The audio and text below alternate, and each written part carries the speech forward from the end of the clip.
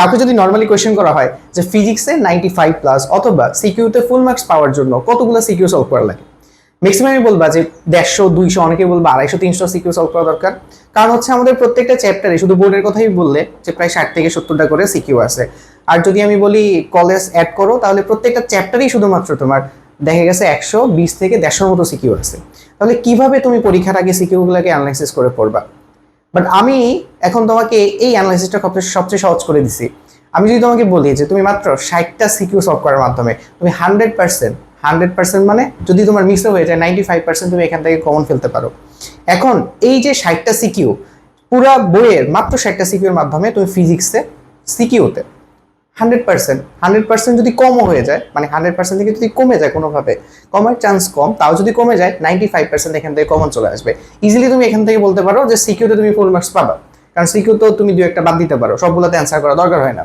তো আমরা এখানে কি করছি, প্রত্যেকটা চ্যাপ্টারকে আমরা টাইপ অনুযায়ী ভাগ করছি।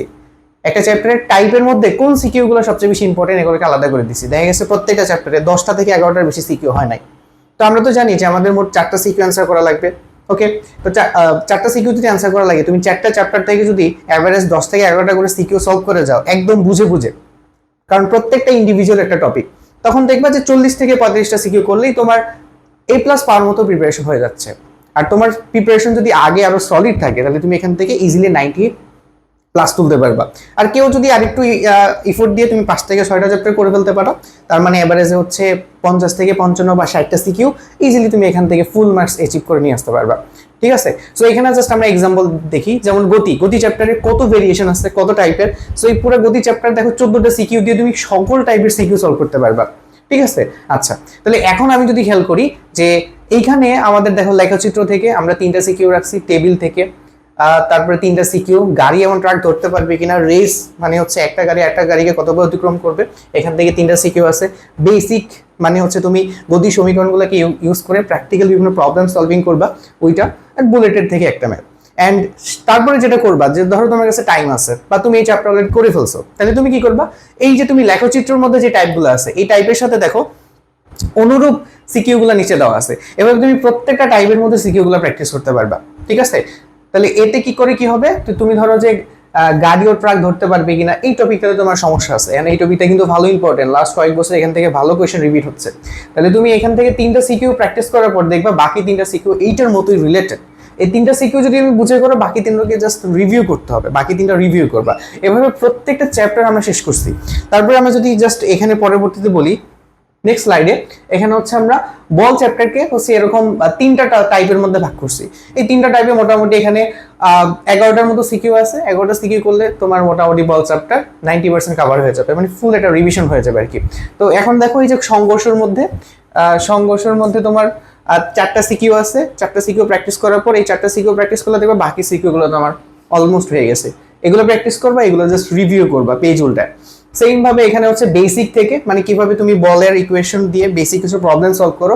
এই বেসিক প্রবলেমের মধ্যে কিছু প্রবলেম থেকে বারবার রিপিট হয়, সেই রিপিট প্রবলেমগুলো এখানে দেওয়া আছে, আবার নিচে প্র্যাকটিস করার জন্য দেওয়া আছে।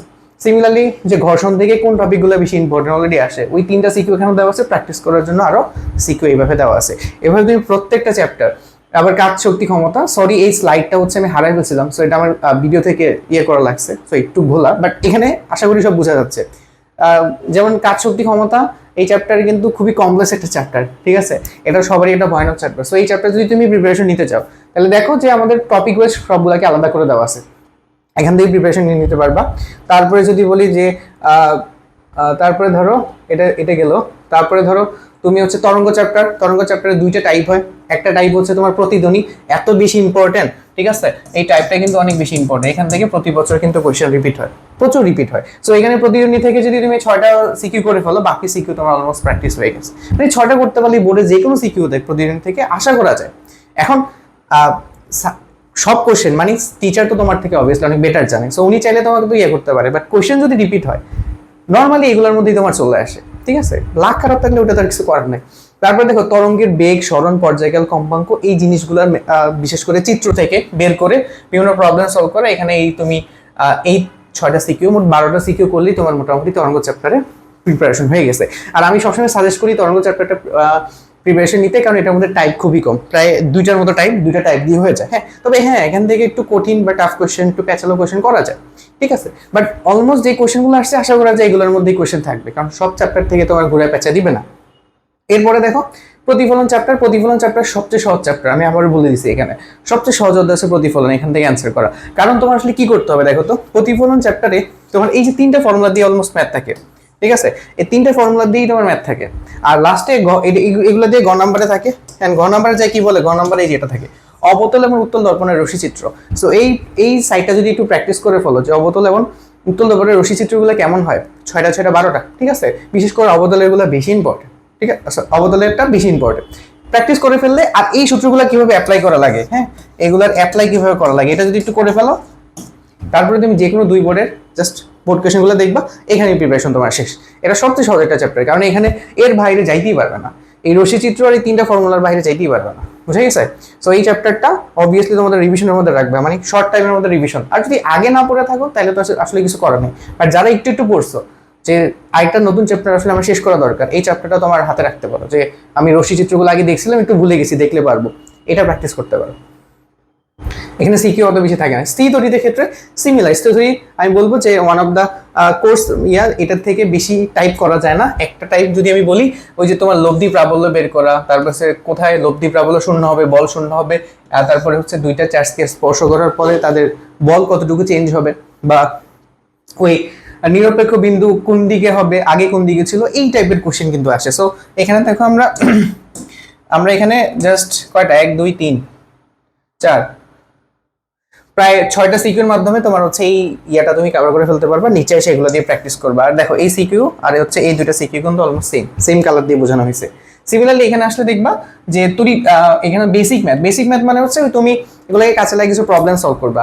যেমন হচ্ছে তোমার এই দুটা দিয়ে তড়িৎ প্রবাহের দিক, বিশেষ করে ওই যে বলে না যে দুইটার বিভব বের করতে হয়, তারপরে বেশি বিভব থেকে কম বিভবের দিকে তড়িৎ প্রবাহ যায়, ওই এরকম দিক বের করতে বলবে। তারপরে যে 24 সাল আসছে, আর এটা বলরেখা থেকে কোশ্চেন আসছে, বলরেখাটা প্র্যাকটিস করে যাবা। অলমোস্ট এখানে এই সবগুলো প্র্যাকটিস করলে তোমার ফুল প্রিপারেশন এখানে কমপ্লিট। তারপরে এগুলার এক্সট্রা প্র্যাকটিস করার জন্য নিশ্চিত এগুলো আছে। আর এই যে ক্যাপাসিটর থেকে একটা কোশ্চেন আছে, এই কোশ্চেনগুলো দেখে ফেলবা, এখান থেকে প্রিপারেশন ডান।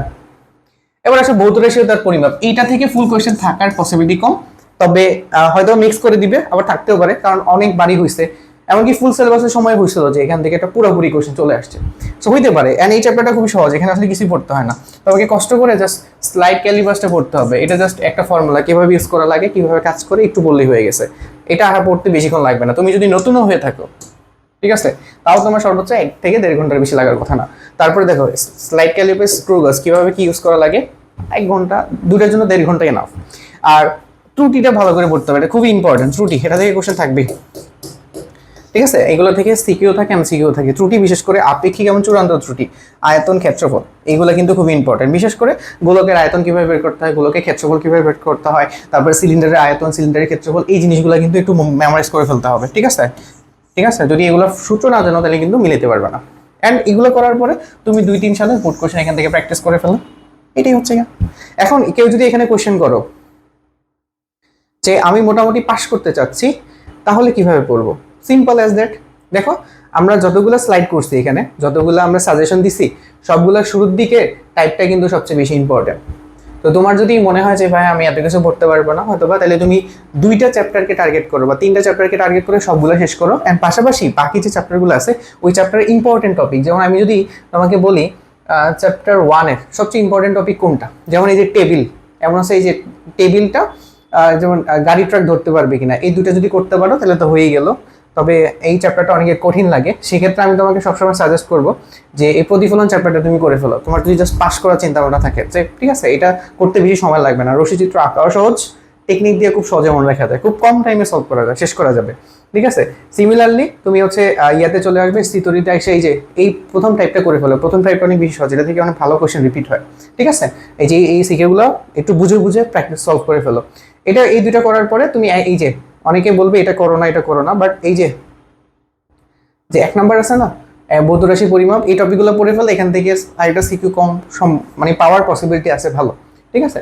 তারপরে তুমি কি করতে পারো, তারপরে এসে হচ্ছে তুমি এই যে হ্যাঁ বল চ্যাপ্টারটা অনেক কঠিন মনে হতে পারে, এখান থেকে কঠিন কোশ্চেন করা যায়, যেমন এই যে অ্যাডভান্স কোশ্চেন তো আছে কপিগুলোর ম্যাথ, তুমি হয়তো ওইগুলো করবা না, বাট তুমি সংঘর্ষ টপিকটা কিন্তু খুবই ইম্পর্টেন্ট, এটা কিন্তু প্রায় রিপিট হয় যে স্থিতিস্থাপক সংঘর্ষ কিনা, ভরবেগের সংরক্ষণ সূত্র। সো এইটা থেকে খুবই ইম্পর্টেন্ট, তোমার পাস করার চিন্তা ভাবনা থাকলে এই জিনিসটা অবভিয়াসলি করে ফেলো।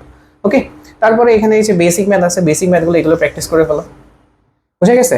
তো তোমার এইটাই যে দুইটা চ্যাপ্টার তুমি সলিড শেষ করলে, বাকি চ্যাপ্টারগুলো এই যে একটা দুইটা করে ইম্পর্টেন্ট টপিক যেটা সবচেয়ে বেশি ইম্পর্টেন্ট ওটাকে প্র্যাকটিস করে ফেলা। ঠিক আছে, এইভাবে প্র্যাকটিস করলে তোমার এখান থেকে কোনো সিকিউর মিস হবে না। সো আশা করি ভিডিওটা তোমার হেল্প করবে। তোমাদের যদি পিডিএফটা দরকার হয় অবভিয়াসলি আমাকে কমেন্ট করে জানাবো, আমি পিডিএফটা দিয়ে দিব তোমাদের।